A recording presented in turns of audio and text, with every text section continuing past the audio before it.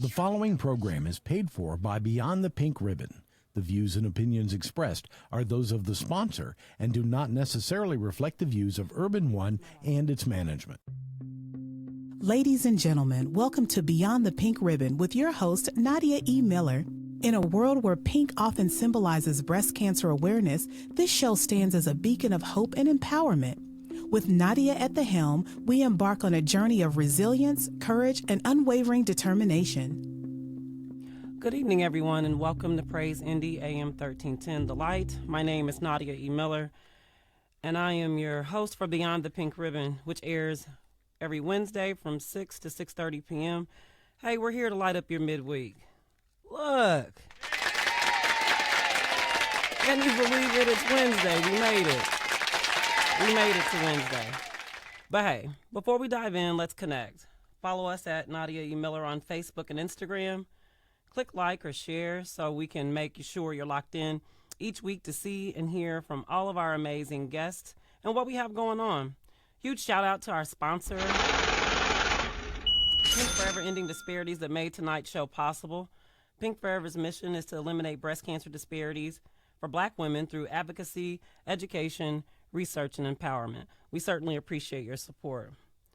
I'm excited to be back with you live this week, especially today on Juneteenth. Here at Beyond the Pink Ribbon, we are celebrating Juneteenth, also known as Freedom Day or Emancipation Day. It marks the anniversary of June 19th, 1865, when the last enslaved African Americans in Galveston, Texas were informed of their freedom, 2.5 years after the Emancipation Proclamation. It's a day to honor the resilience, courage, and enduring spirit of Black communities and to celebrate the rich cultural heritage and contributions that African Americans have made to our country. So I hope that you have either enjoyed today, you've reflected today, and you're celebrating, whether that's at a community event, learning more about our history, or simply spending time with loved ones. Let's honor the significance of Juneteenth and continue to work towards equality and justice for all. We're also celebrating Men's Health Month here for the entire month of June, and beyond. The month of June, we want to make sure we're encouraging men to get their screenings, wellness checks, and take care of themselves because we need y'all. So listen, let's get right into it tonight. So I'm excited to welcome to the show today Shy-Quon Eli II, who is the founder and head of school of a new K-6 private school that is making its debut in August. Welcome to the show, Shy-Quon. Thank you very much for having me, Miss Nadia E. Miller. Thank you for joining me. It's a pleasure. I've always wanted to be on the radio. My mama said I have the face of a radio star, so I'm glad to be here with you. Well, I am happy that you are here, and I'm really excited just to really get into it. I'm really excited about and thankful for the work that we have done together, and I want to talk a little bit about your latest endeavor. And so I want you to tell our listeners all about it. And so what inspired you to create the Genius School, and what is the core mission of the school? That's a great question. Before I answer that question, I want to give you, Miss Nadia E. Miller, your flowers because it's necessary. It really is. Congratulations on all of your success. Congratulations on the community work that you've been doing, the NABO recognition, and I could probably continue and go on and on and on so as not to eat up all the time. But I do want to send out this thank you to you from the community to you. We really appreciate everything that you've done and that you continue to do for our community. It makes an impact and it makes a difference. So thank you. Bless you. Thank you very much. You're very welcome. So the school, what prompted me to found this brand newly accredited private organization, this private school organization.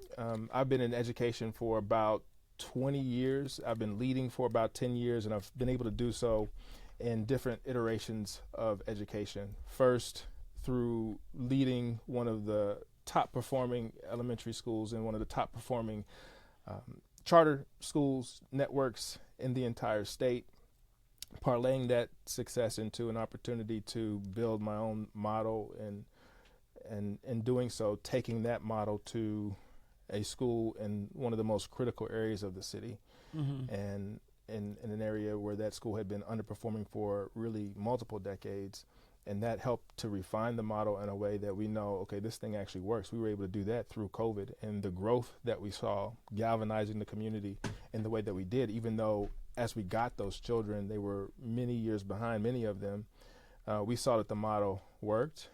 And I was so inspired by those young people who maybe many of whom were behind, but still displayed brilliance and genius. And I was just like, wow, it's not always about proficiency.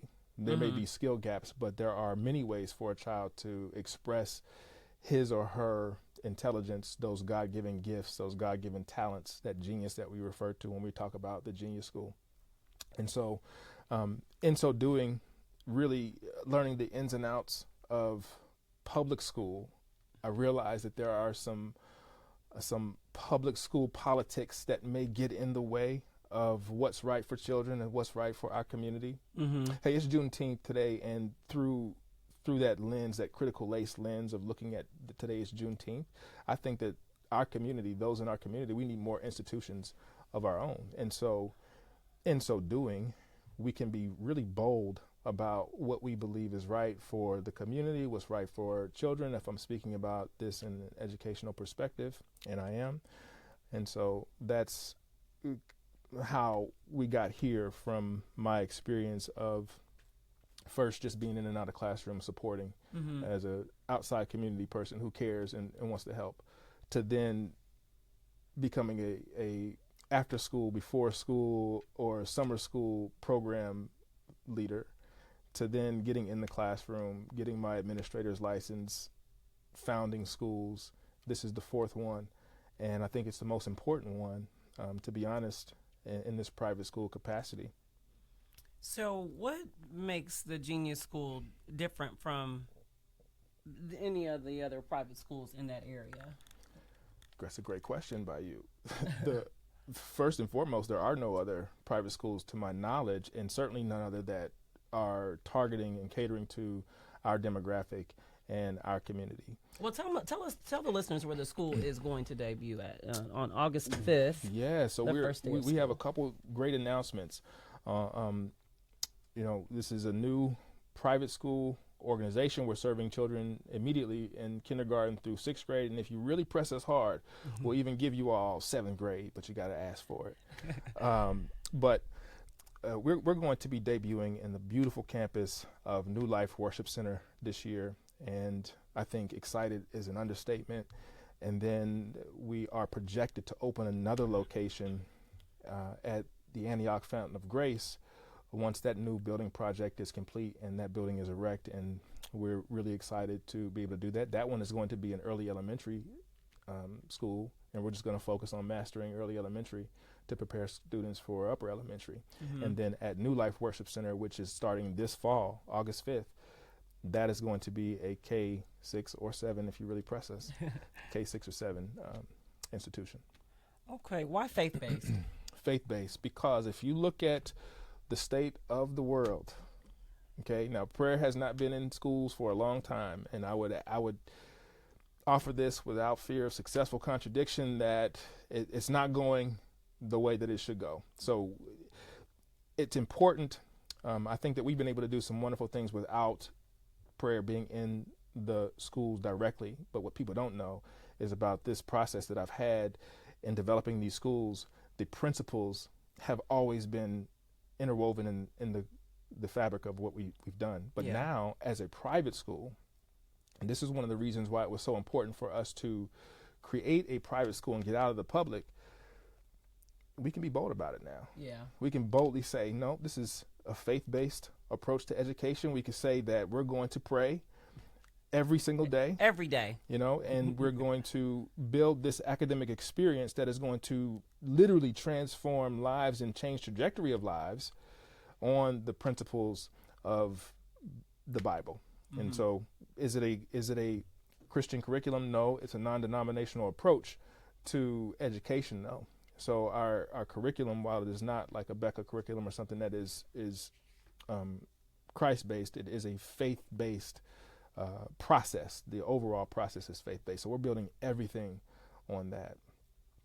When you look at the curriculum, I think there was a question about, well, how do we deliver our curriculum? And that's I think an entire different process, because first of all, if you're looking at just what is the mission of the school, we believe that every person, the children and the adults that are coming to this, has a God-given talent, a God-given attributes, or a God-given brilliance or genius that's really waiting to be cultivated, waiting to be developed, and waiting to be unleashed.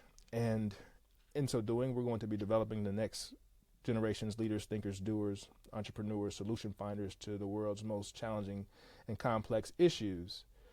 And our children are going to inherit this world, and they got to be ready for it. So absolutely. What I think, tell our listeners a little bit about what you can or what you're willing to share about just the approach, because it is very different to the personalized learning, and how at your schools you cater to each individual child. Yeah, great question. Again, we call it responsive and relevant academics. I think we have coined that uniquely in this capacity. And there's high expectations for everybody, but one of the reasons why we developed the Genius School now as a private institution is because of what has happened over the last 4 years or so. And we can't get away from it. Like, COVID may be over. It is. There's no more masking up if you don't want to. There's no more lockdowns. There's no more social distancing. These things have been the past at this point, but there is a very real residual effect. And if you ask any educator who's honest with you, they'll tell you that we're still seeing the impact of COVID. They call it COVID learning loss. Yeah. So what that means is, being a faith-based and private school, we get to kind of pump the brakes and be responsive to what has happened. Nothing is wrong with our children, but something has happened to all of us. Yes. And so we've got to be able to respond to that. And so then we can wrap that up within our curriculum. So it is individualized. We're going to meet children where they are, regardless of their previous educational performance. We're going to assess them. And then we have created something that's unique to our schools called an IGP. Every single child gets an IGP, not an IEP. It's an individualized genius plan. It's very thorough. It's holistic. So yes, I want to know how they did with their iLearn test, right? It matters, but it's not the only thing that matters. Children are much more than just a test score. And so what is their emotional development like? What is their social development like? What is their physical fitness and that development like? All these are holistic metrics that we can utilize to know how a child is developing, in addition to how far they're coming from when we got them to where the end of the school year. So if a child comes in the school and we need to catch them up, then we have a plan for remediation. If they come to us and they're on par, then we're going to reinforce those foundations, and then we're going to accelerate them. And we do that. We have some very unique ways in doing so. And then it's project-based, and that's a big deal, because when children are theorizing with information, or people in general, right, or this is just an intellectual process, or I'm thinking about the information and doing nothing with it, then there's no wisdom that comes from that. Right. But if we take intellectual, theoretical, philosophical knowledge, start to do something with it, apply it, engage it, wrestle with it, then we can take that and become masters of that information, and then it becomes wisdom, and they can use it in the real world. So we utilize projects and an experiential learning process to be able to get children from theory to application to mastery, and that's what a genius is. That was my next question. So, some have said the audacity to call these students geniuses. The audacity. And so what I one of the things I absolutely love is the name of the school, but what prompted you why the name, the Genius School, and what does that, what does it truly mean to you after the students that you have seen for years, but specifically right now in the world that we're living in? Why the Genius School? Well, if you look at, I'm a scholar. Like, I just love the whole process of teaching and learning. And one of the philosophical concepts that I've researched is around Maslow's hierarchy of needs. So when I'm referring to genius, I'm really just talking about self-actualization. What is the greatest ideal for an individual at this stage of development that he or she can be, and how do we create the environments that support that and that allow that? And then undergirding that is just the understanding of mastery. Like if we slow down a little bit, again, where a child is on grade level or not, that does matter. But if we're going to get children caught up, and you guys can Google this, look up COVID learning loss and see what it says. And children were behind before COVID. So if you look at that, and we have to have a process that is going to be sensitive to that. So it's about mastery. Can we create mastery around these foundations? And to the degree that we can pump the brakes a little bit and make sure that they have some mastery of concept, then we'll be able to see acceleration because we're filling the gaps, and then we can move, I think, a lot faster. Well, that is a great segue to Let's Thrive Together real quick, you all. I want to take a moment again just to thank our partner and our sponsor, Pink Forever Ending Disparities. Check them out. Be sure to check out their website at www.pinkforever.org. Do not forget any woman that is in need of any mammography services.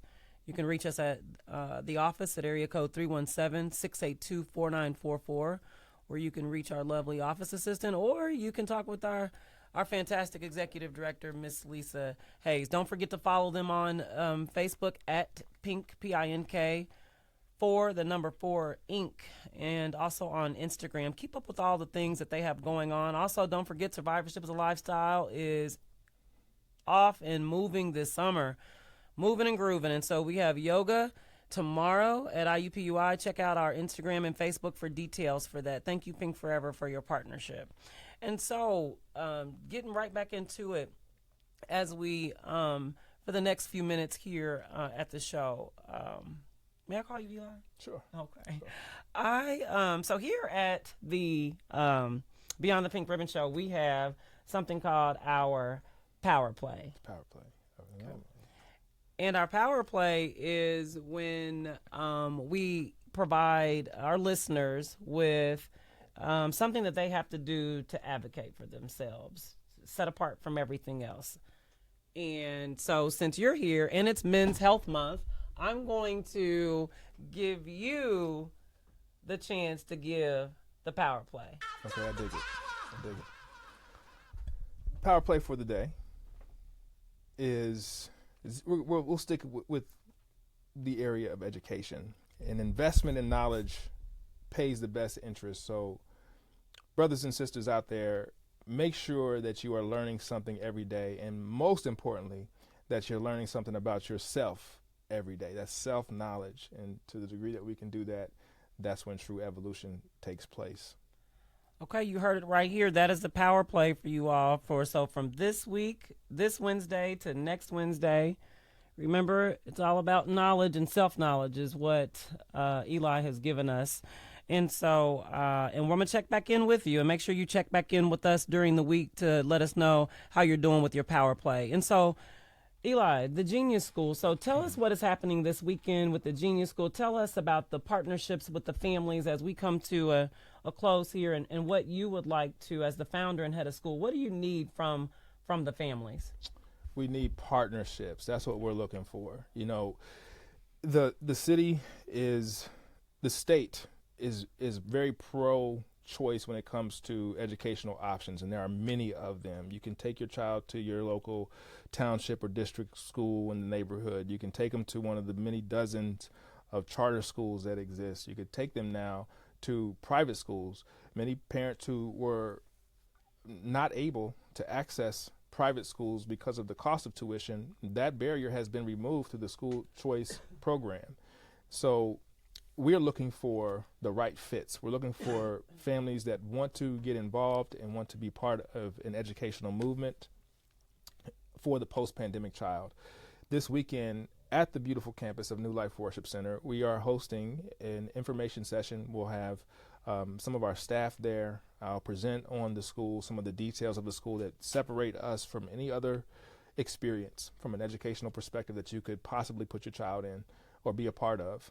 And that will be at 12 o'clock at New Life Worship Center on North Lafayette Road at 12 o'clock. And we are looking forward to seeing you. We'll have applications there. So if you are moved to apply, you'll have the opportunity to do that. And there will be staff there to assist you through that process. And if you are remotely interested, I would highly encourage you to come out or reach out to apply, because the buzz is getting out about Genius School Incorporated and what we're offering. And those seats are going to fill up really quickly. It's important to me that we have a small, intimate school so that we can hear and see each child. That's very important for us to be able to do what I'm professing here as far as the individualized Genius plans. It's hard to be individualized and tailored and customized when there's 30 children in a classroom, and we refuse to do that. So it'll be small, and those seats are going to fill up quickly. So please come see us, meet us, see our wonderful staff, and we would love to see you. Well, I want to thank you for being on the show and talking about this, the importance of the Genius School. Also, just for the listeners, so that is June 22nd at 12 noon at New Life Worship Center, which is located at 7880 Lafayette Road. We want to see you there. Also, because it's Men's Health Month, I would love to welcome you back next week to talk about men's health, if I can extend that invitation to you. I would love it. You're accepting. You guys heard it here. He's accepting. So listen, thank you, Dr. Shy-Quon Eli II, for joining me today to talk about Genius School Inc. Listen, you can follow Genius School Inc. on Facebook and Instagram. Click like, click share. Also, we want to make sure that we're getting the word out about this wonderful school and what it has to offer for our community. I want to thank you all for joining us at Beyond the Pink Ribbon. Be sure to follow us on Facebook and Instagram at Nadia E. Miller. If you are interested in becoming a sponsor, visit our website at NadiaEMillerLLC.com. I will see you next week. Same bat time, same bat channel. Thank you for joining us for Beyond the Pink Ribbon with your host, Nadia E. Miller. Be sure to follow us on Facebook and Instagram at Nadia E. Miller. Tune in every Wednesday for your drive home at 6 p.m. on Praise AM 1310 and 95.1 FM. The preceding program was paid for by Beyond the Pink Ribbon.